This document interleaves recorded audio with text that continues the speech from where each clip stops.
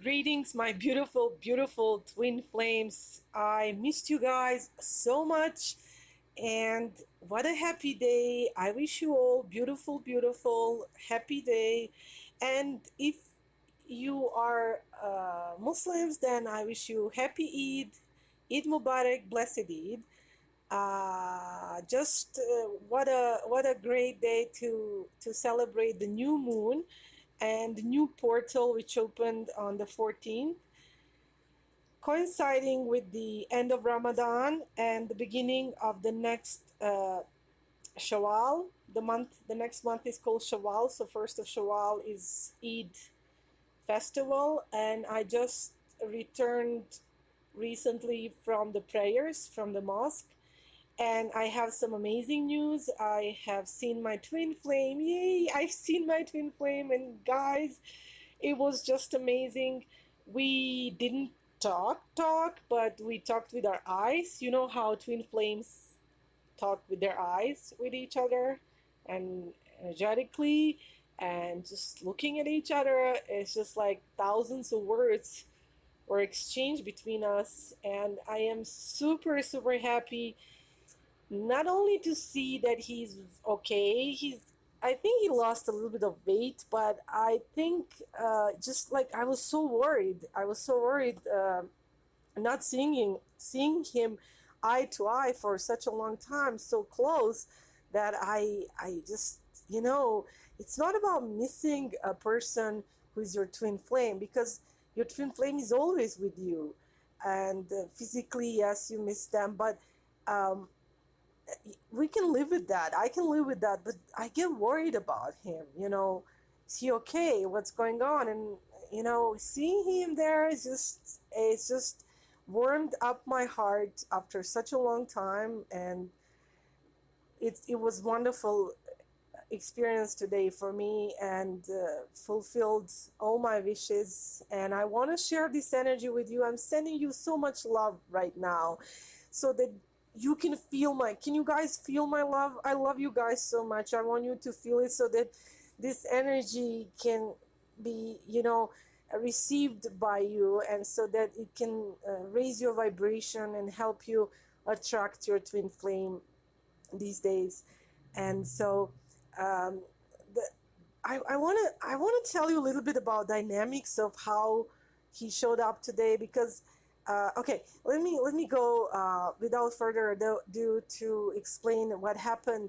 About a week ago, I was watching one of the twin flame readers, and she was so young, and she's wonderfully modest. This twin flame reader, she was like, she's not even sure if she's saying the right things, and everything she said resonated amazingly with me, knowing my twin, how he is and how he feels about showing up and coming to social events and so on. So what she was saying is that the twin wants to be encouraged, that he's scared that I have forgotten him, that I'm no longer interested in him, that maybe I even forgot who he really is, because I haven't seen him, we didn't talk in a long time. And at the same time, if I do something to encourage him to come, if I do too much of encouragement, then that will still push him away. So she was saying like, this is so weird. This person wants you to encourage them, to give them a little bit of push, like give them something to let them know that you still want them to come, but give them a little bit of nudge, not too much, because if you push them too much, if you are too open about what you want, then they will get scared again, because they're still fragile. So I took her message positively, and I just posted something on my social media which was very subtle and just for him to understand.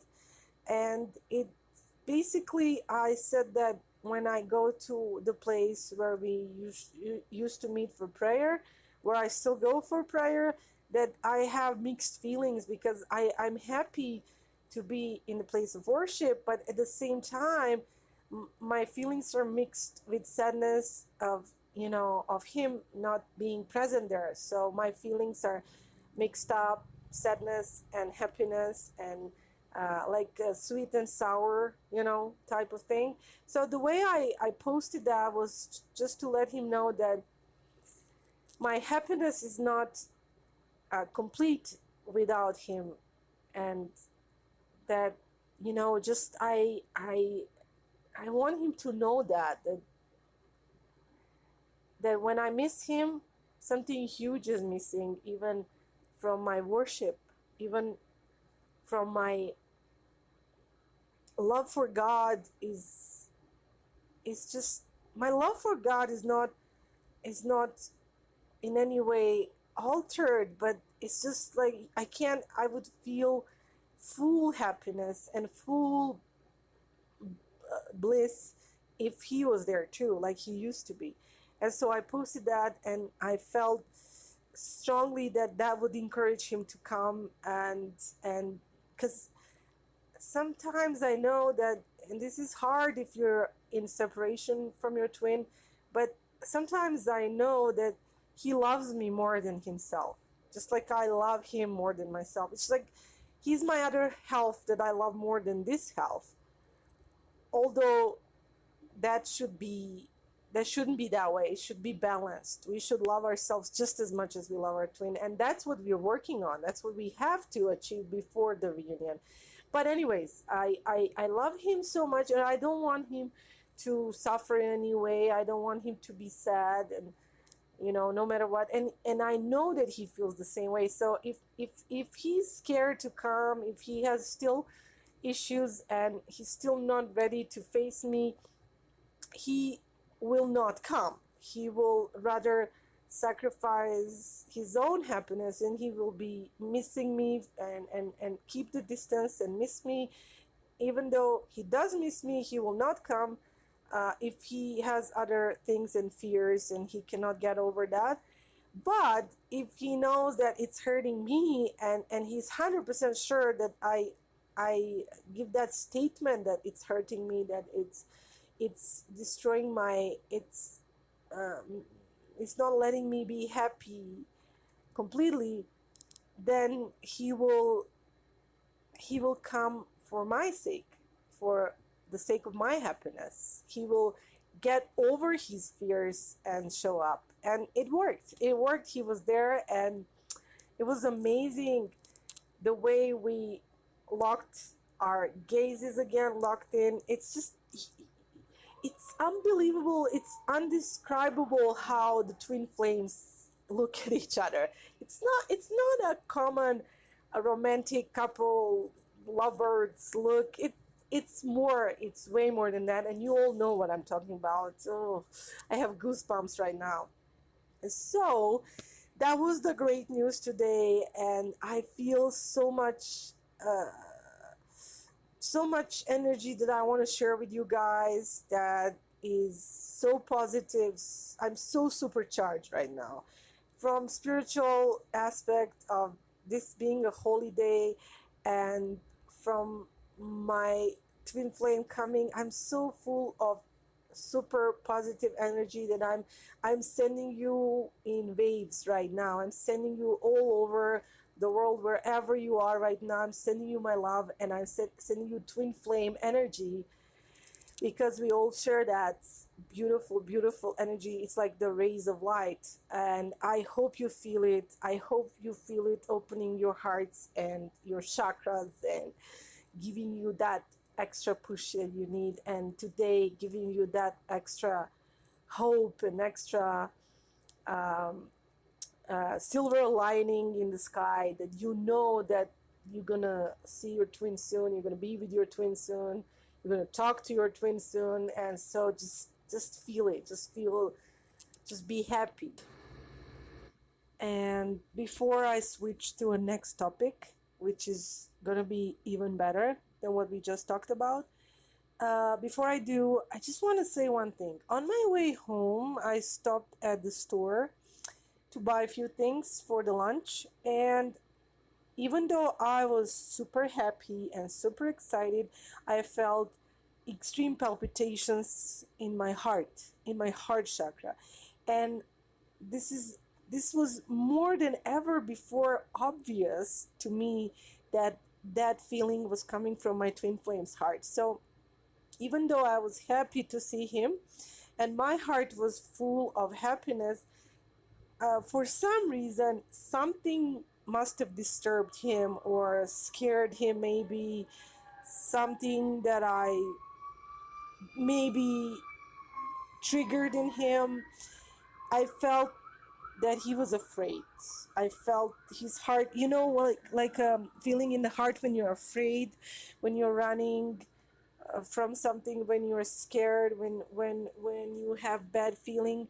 Well, that kind of feeling came into my heart, which was not mine. It was not coming from my heart, but I felt there was a heart telepathy coming from his heart. Just wanted to say that because uh, more obvious than ever before, I knew this time this was not my heart. You know how we feel sometimes in the middle, why I'm mentioning this is how we feel sometimes in the middle of the night, heart palpitations, headaches, stuff like that, and we can't pinpoint like where is this coming from, why am I suddenly feeling upset, nobody upset me today, this is all of a sudden, why do I have heart pain, or other kinds of pains in other chakras. Well, definitely today I was 100% sure because I was so excited and so happy. I felt such a contrast in my heart because he was happy. I felt like he was happy too, but he was also scared. Later on, maybe when I left and he went on, after we left the place, maybe the separation hurt him. I felt like he was hurting, or that his own feelings were mixed up. Like it was mixture of excitement and happiness to see me, but also something, some fear or some bad feeling popped up in him, and I felt it. So okay, so that was it. That's what I wanted to talk about, my twin flame and how we met today. Now let's see, how many of you know who is this cute girl in the photo? Who this is? The cute girl in the white shirt and ponytails, dark curly ponytails. Okay, so I wanted to talk about this amazing event, amazing twin flame reunion that we all witnessed just recently. And please, before you go anywhere, just give me a chance to explain a couple of things.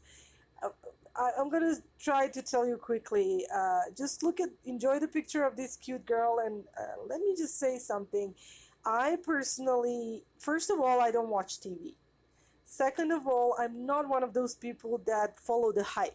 I don't like to follow the media. I grew up in the war. I think I covered that in one of my previous videos. I grew up in the war, and the reality of war and what they show you on TV about the war are two completely opposite things. And so I learned at the early age that there's difference between media coverage reality and the actual reality of events. So I'm not a big fan of TV news. I don't like to read gossip magazines, anything like that. So I was so surprised when a few weeks ago my full attention was drawn to the royal wedding, and I tried by all means to avoid it and not to watch it and ignore it, but just like synchronicities were happening and was like bombing me from all the sides.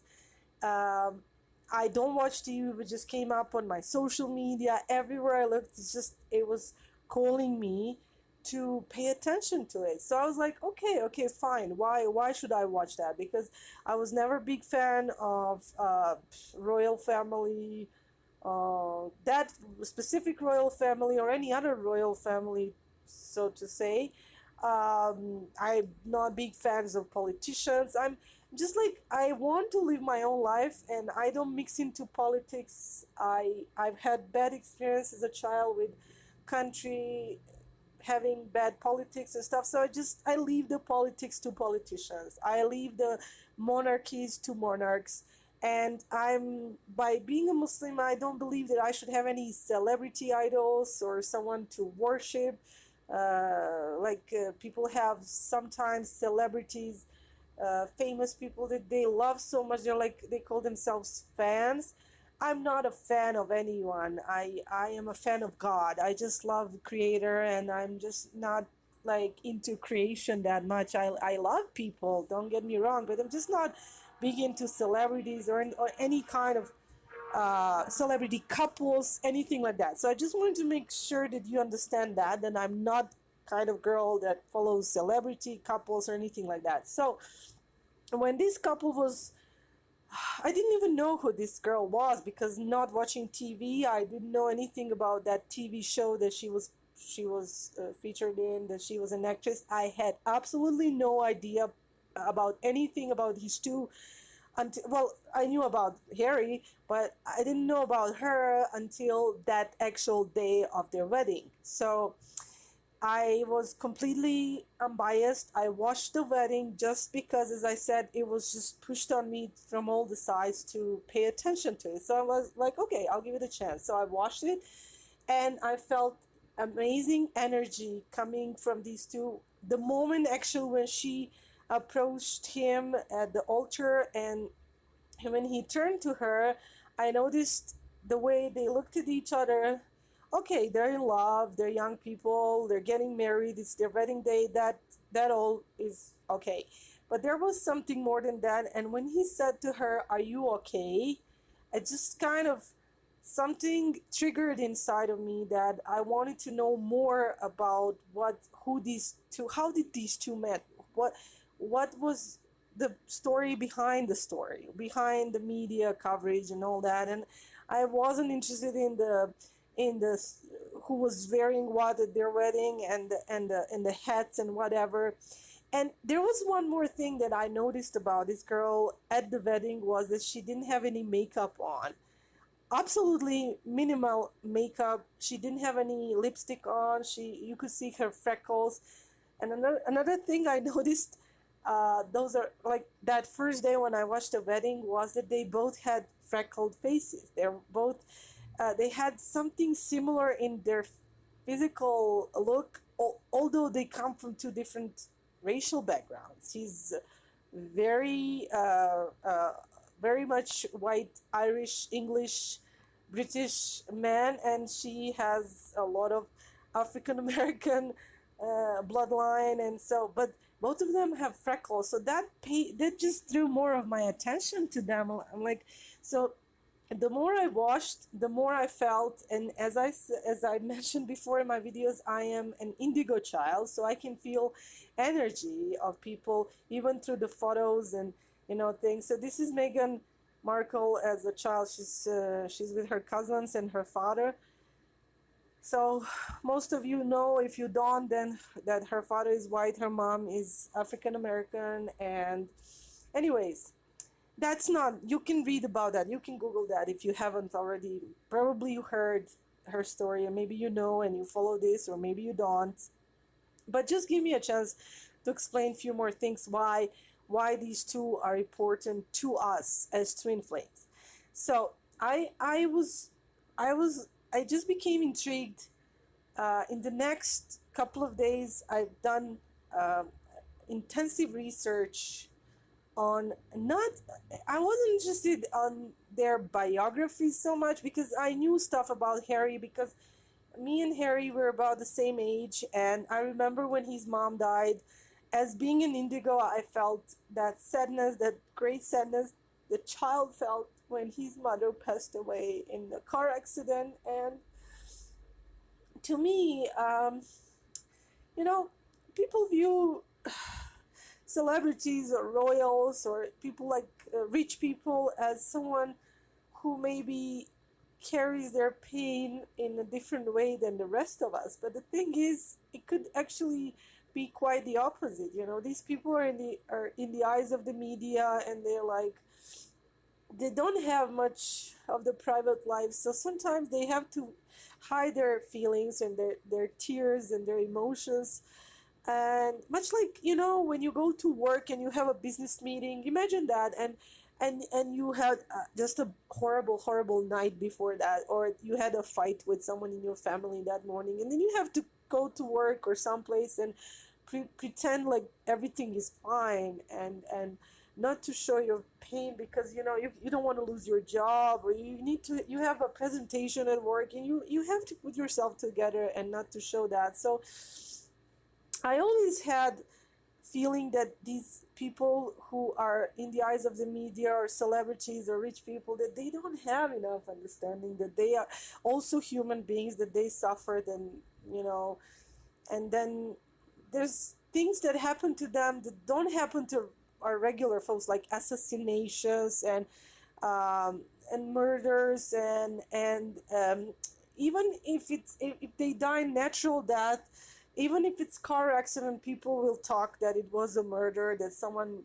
killed that person, and that all is dragged through the media, and these people, family members left behind, they have to read all that or hear about all that, and it must be so painful. Imagine when you lose your loved one, and then and someone mentions them, even a nice memory of them can trigger you to start crying and so on. So imagine how it was for Harry when his mom passed away, and he was such a small boy, and his brother was a little bit older.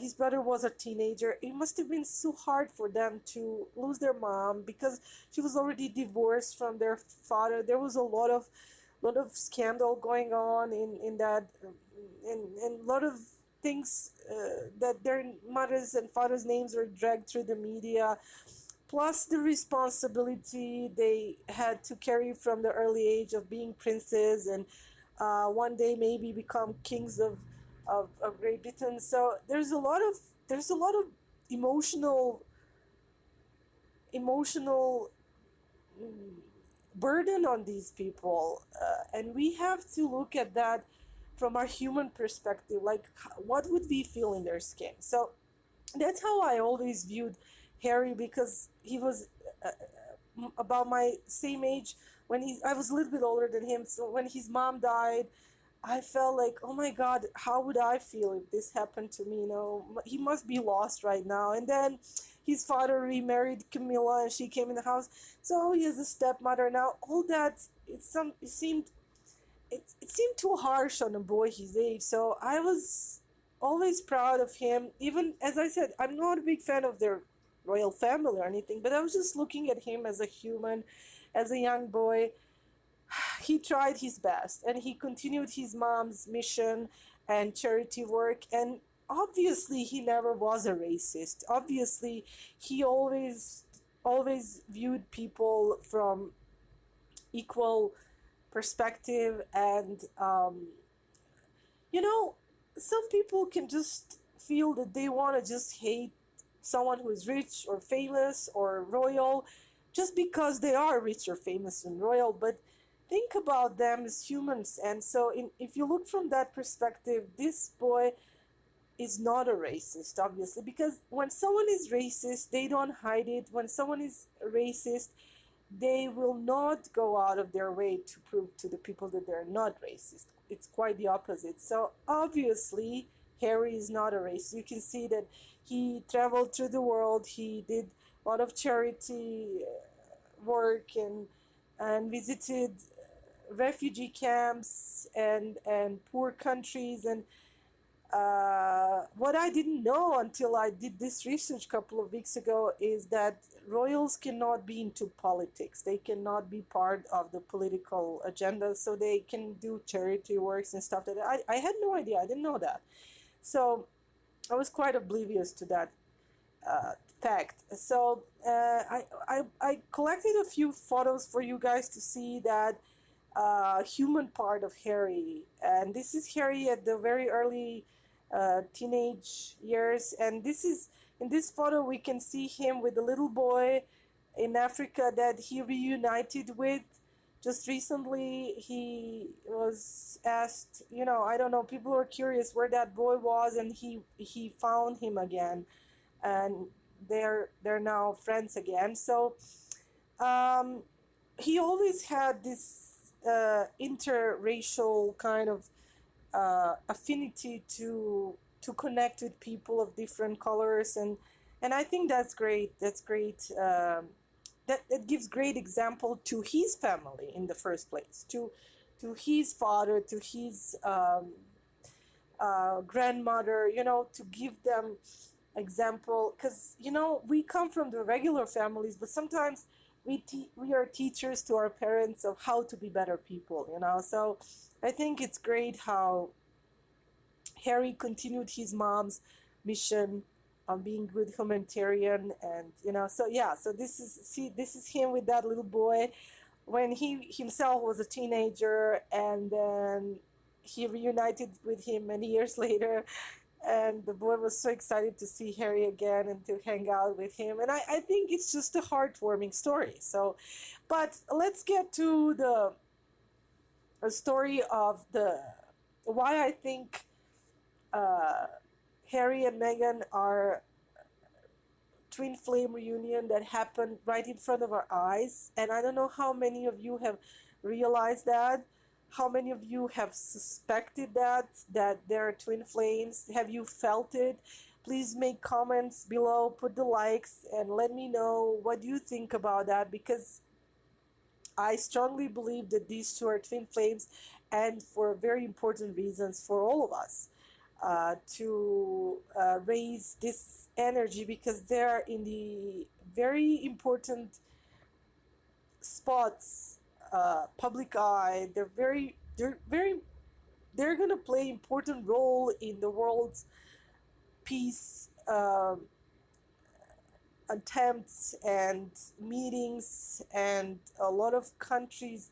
Harry is a diplomat, and he's gonna travel the world, and it may really actually count that they're interracial couple, and that they are open-minded, that they want to be amongst people, and they're already calling her a people's princess, just like they used to call Harry's mom Diane, and which will bring me to a next topic, which concerns reincarnation, and maybe hard to digest. But before I say that, I want to just say a few more things why they have all the traits of twin flame couple.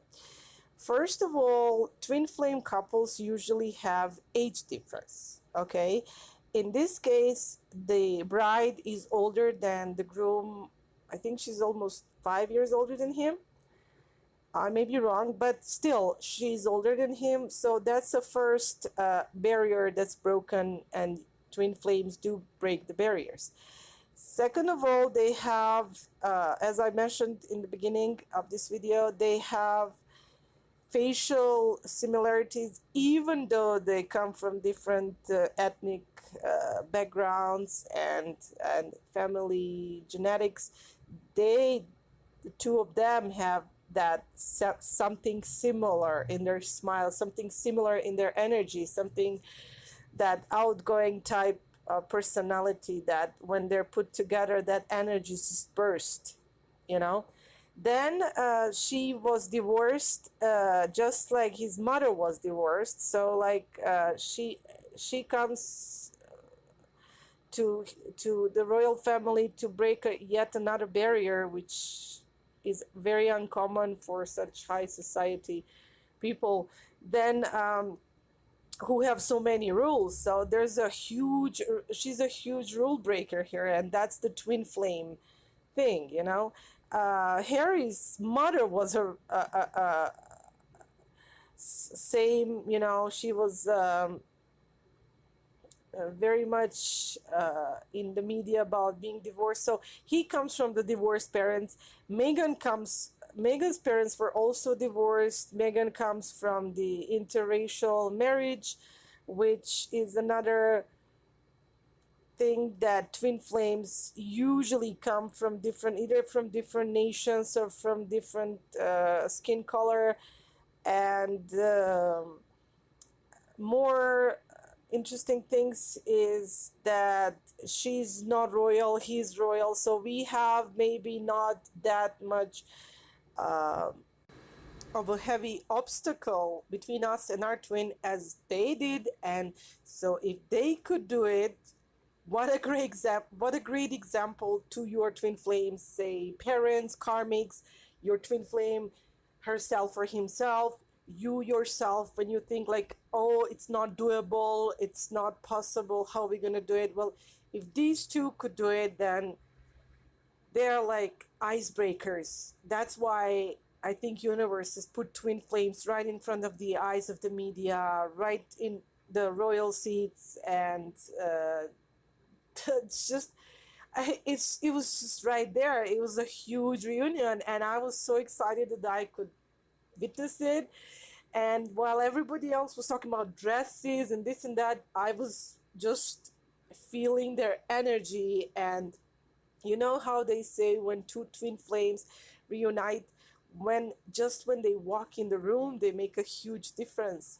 They awaken other people, and I think these two have definitely done something that shifted many people. I feel that it shifted for me and my twin flame, because obstacles that these two have are very similar to what me and my twin flame were facing years back. And you know, many people watched that, and they're thinking like, well, if the Queen Mother could have been persuaded to let a common American girl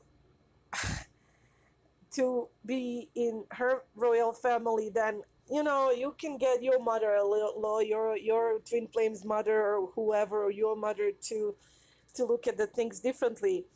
I was gonna talk about Princess Diana more today, but it seems like I just don't want to abuse your time, because I want to make video kind of shorter than usual.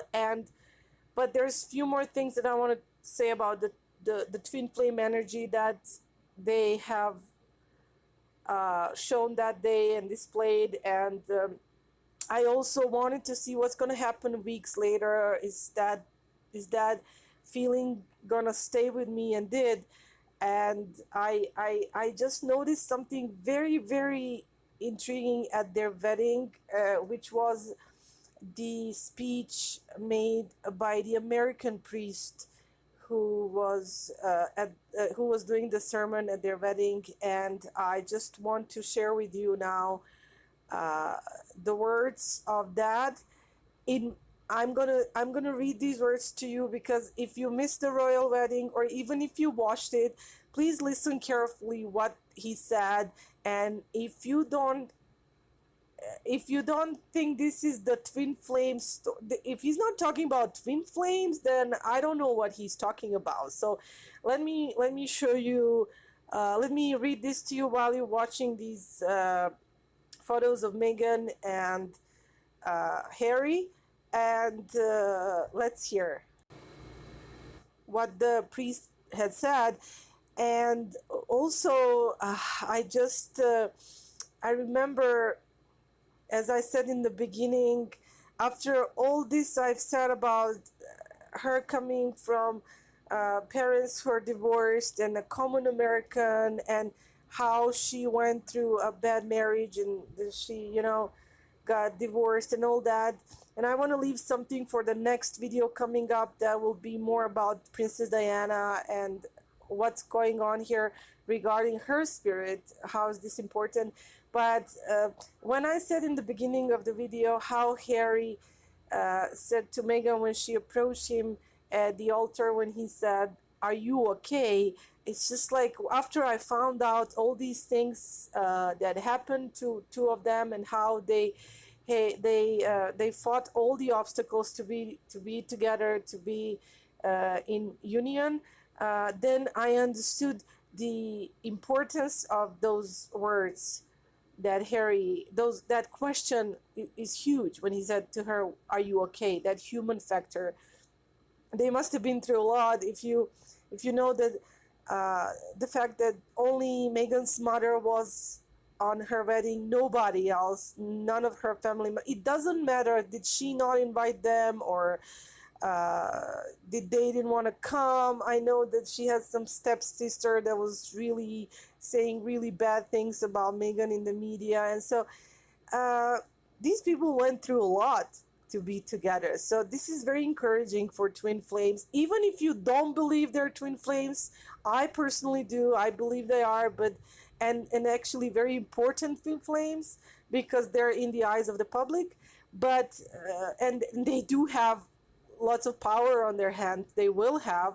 But even if you don't believe, this is excellent encouragement for the twin flames. If your twin flame was watching the royal wedding, or if they read about it, maybe they will be pushed forward to be more courageous and be more Prince Charming for you as well. So let's hear the sermon, and then we will conclude. And I hope this sermon is gonna give you even more perspective on our twin flame journeys.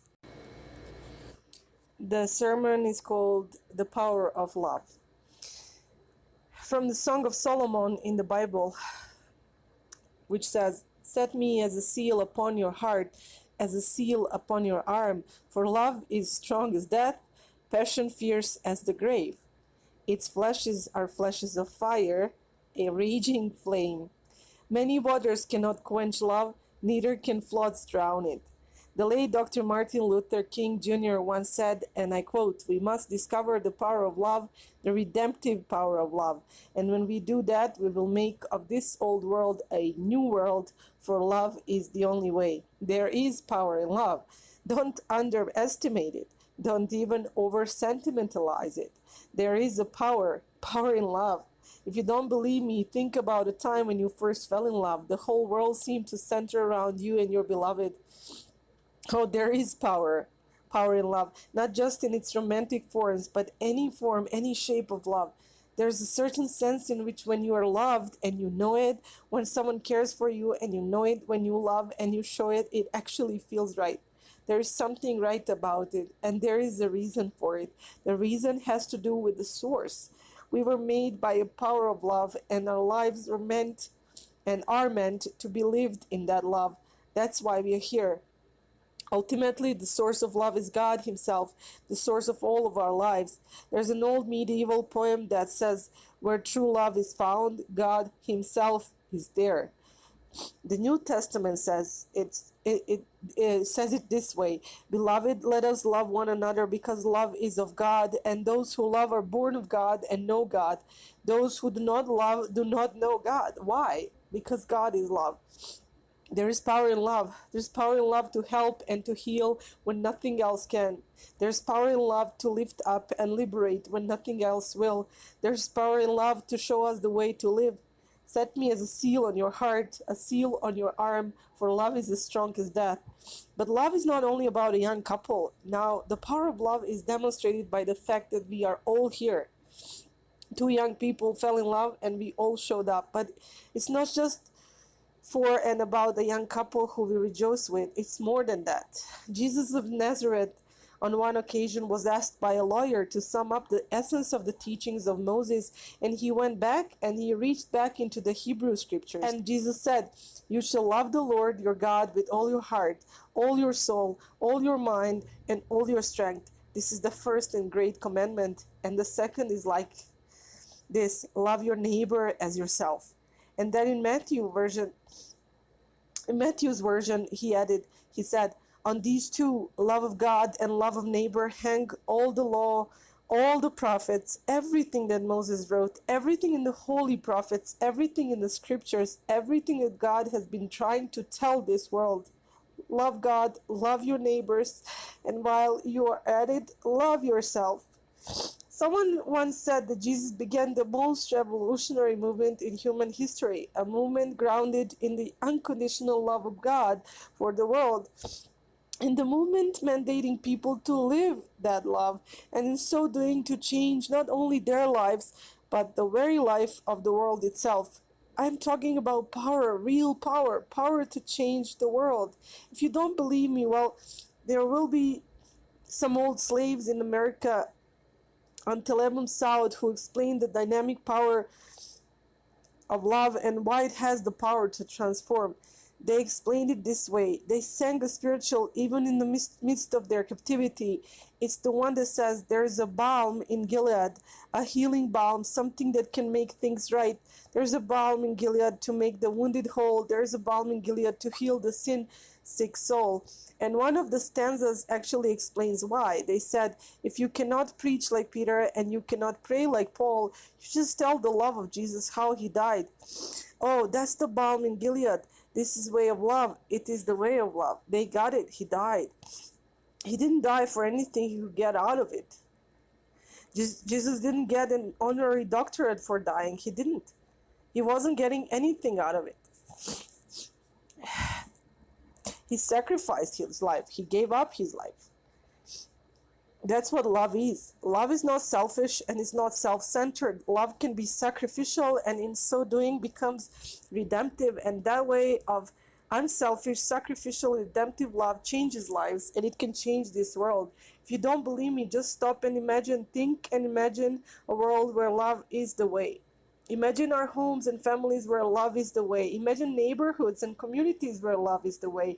Imagine governments and nations where love is the way. Imagine business and commerce where this love is the way.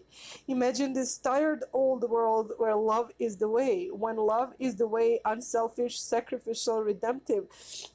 When love is the way, then no child will go to bed hungry in this world ever again. When love is the way, we will let justice roll down like a mighty stream and righteousness like an ever-flowing brook. When love is the way, poverty will become history. When love is the way, the earth will be a sanctuary. When love is the way, we will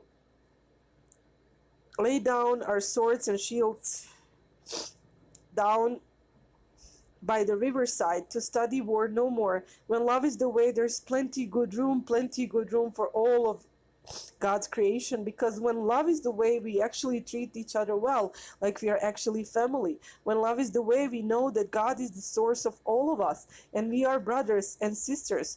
My brothers and sisters, that's a new heaven, a new earth, a new world, a new human family. And let me tell you something, old Solomon was right in the Old Testament. That's fire. Others have that the discovery or invention or harnessing of fire was one of the great scientific and technological discoveries in all of human history.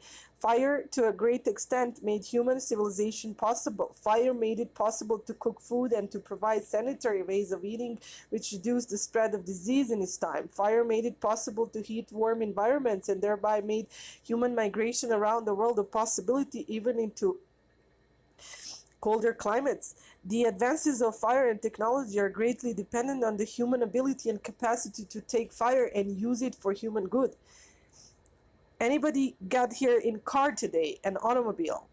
Nod your heads if you did. I know there were some carriages, but those of us who came in cars, fire, the controlled, harnessed fire made that possible. I know that the Bible says, and I believe it, that Jesus walked on the water, but I have to tell you, I did not walk across the Atlantic Ocean to get here.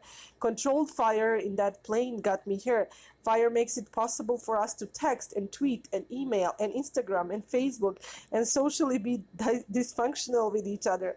Fire makes all that possible, and the Chardin said fire was one of the greatest discoveries in all of human history. And he then went on to say that if humanity ever harnesses the energy of fire again, if humanity ever captures the energy of love, it will be the second time in history that we have discovered fire. Dr. King was right. We must discover love, the redemptive power of love. And when we do that, we will make of this old world a new world. My brother, my sister, God love you, God bless you, and may God hold us in all these almighty hands of love.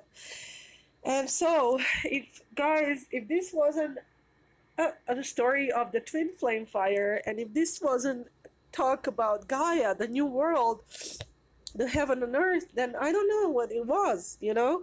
You decide, leave a comment. I just want to tell you, I love you all, and before I finish, I just want to say that as I was looking for one more photo of the royal wedding to show you just right now, like I was looking for the sermon and for one more photo to show you, something popped up on my Google screen. I will show you right now, and it's asking me, am I planning the wedding? Do I need to save these photos for later? And it's just, I know it's Google and it's some kind of a new thing, just like it's recognizing I'm looking for something related to wedding, but it shocked me. Just this never popped up before. I used to look at their pictures 2 weeks ago, and uh, I used to look at pictures before, and sometimes I need photos for my videos, but this just popped up right now, and I think it's a great synchronicity. And